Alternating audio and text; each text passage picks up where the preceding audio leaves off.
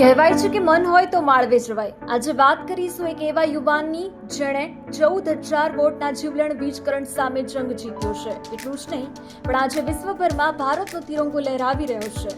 આ કહાની છે આણંદના તારાપુરના વીર ભાવિક ભરવાડની. માત્ર 12 વર્ષની માસૂમ ઉંમરે જ્યારે બાળકો રમતા હોય ત્યારે એક અકસ્માતે ભાવિકનું જીવન બદલી નાખ્યું. હાઈ વોલ્ટેજ કરંટ લાગવાના કારણે તેણે પોતાનો હાથ ગુમાવવો પડ્યો. સામાન્ય રીતે કોઈ પણ વ્યક્તિ ભાંગી પડે, પણ ભાવિકે લાચારીના બદલે લડત પસંદ કરી.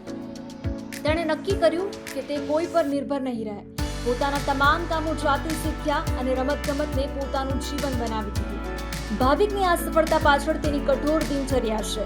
જ્યારથી મને કરંટ લાગ્યો પછી ત્યારથી મેં થોડું વિચારી લીધું કે હવે આપણા શરીરમાં કંઈક તકલીફ છે, પણ હવે એવી રીતે જીવવાનું છે ને કે ક્યારેય મહેસૂસ ના થાય કે ક્યારે તકલીફ છે, કે સામેવાળાને ક્યારેય એવું મહેસૂસ ના થાય કે મારાથી કંઈ કામ નહીં થાય.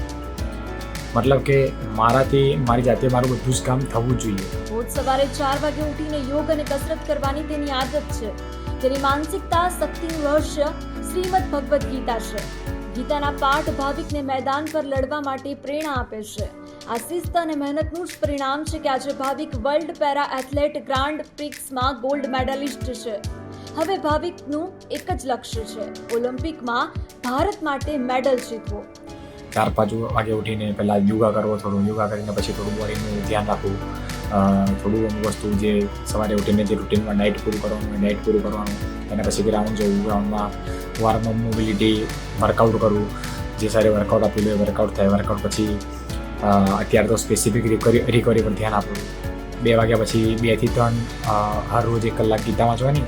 મિલ્ખા સિંહ પછી 400 મીટરમાં ભારતનું નામ રોશન કરવા માટે ભાવિક દિવસ રાત પરસેવો પાડી રહ્યો છે.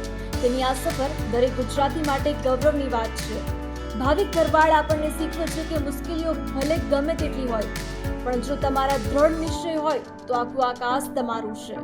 આવા જ પ્રેરણાદાયી કિસ્સાઓ માટે જોતા રહો ગુજરાત સુરક્ષિત.